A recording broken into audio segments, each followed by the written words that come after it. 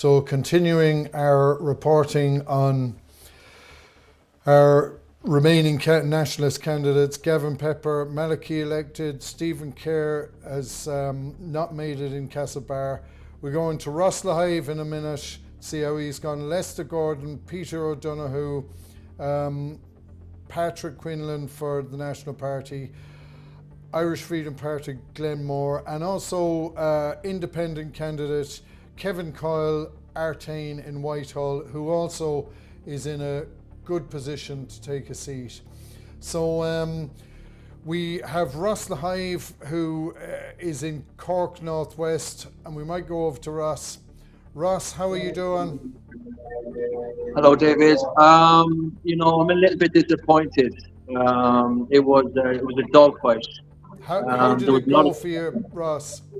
Unfortunately, I lost to a very close. It was a very close fight. Unfortunately, I didn't get across the line. Tell us, you were in Cork City Northwest. There was 6 seats. There was 2, 4, 6, 8, 10, 12, 13 or 14 candidates. So tell us something about, first of all, I'd like to wish you, every good fortune in the future. You ran a very good campaign. It's very difficult with the public mood. Hasn't swung behind us in the way that it might have during the No to Both campaign. But yet you, Ross, were one of the handful of people who were very close on the last count to get elected. Tell us something about the roller coaster of a day you've had. Yeah, it was up and down. It was on a razor's edge. You're pulling out, and then other people pulling out in front of you, and then you're like, "Oh, how are we going to get the transfers from this? Will we do good? Will we do well?" And unfortunately, it didn't go my way. But I believe we really upset the apple cart here. I don't think they were expecting such a close fight.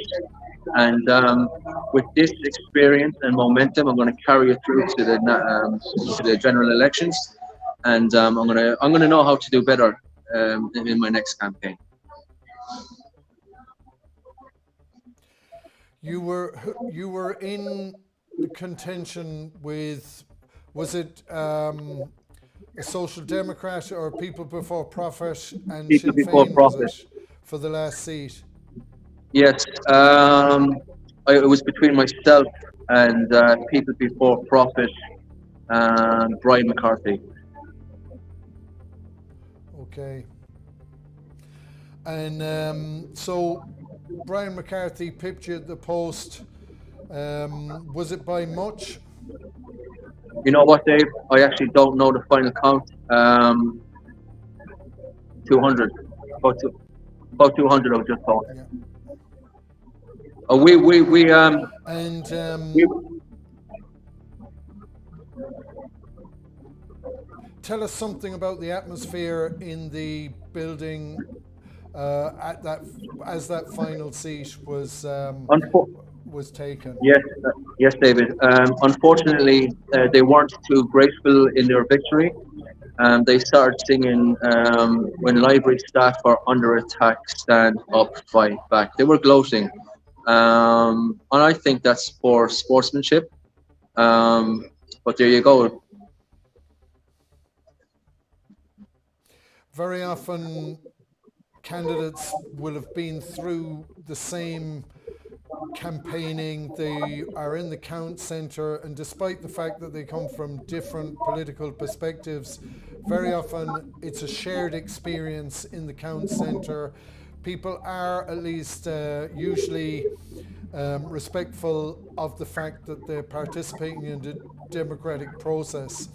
Um, was that the feeling from the count there today? No, Dave.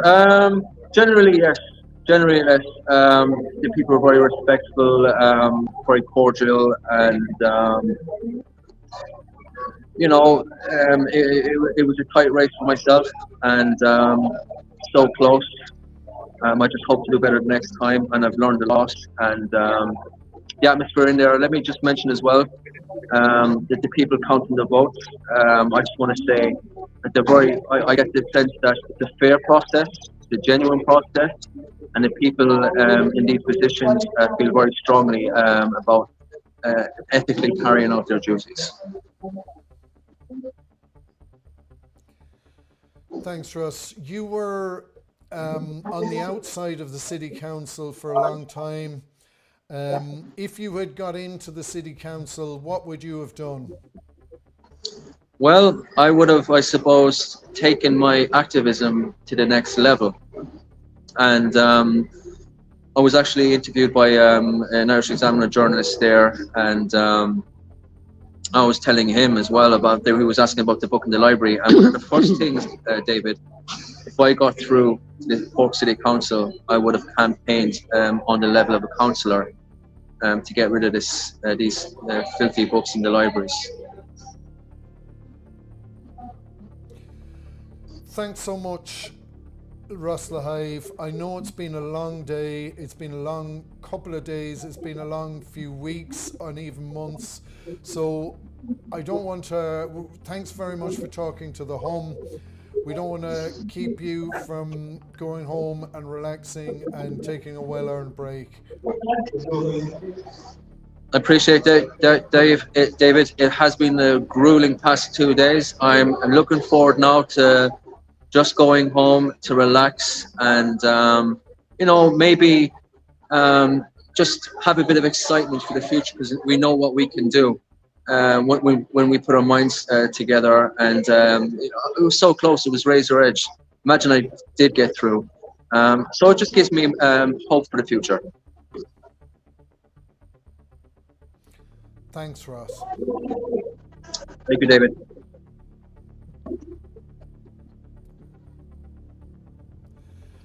So, brief report there from Cork as Ross Lahive going for the last seat in Cork. Cork City Northwest, not making it to the last seat, but very, very close.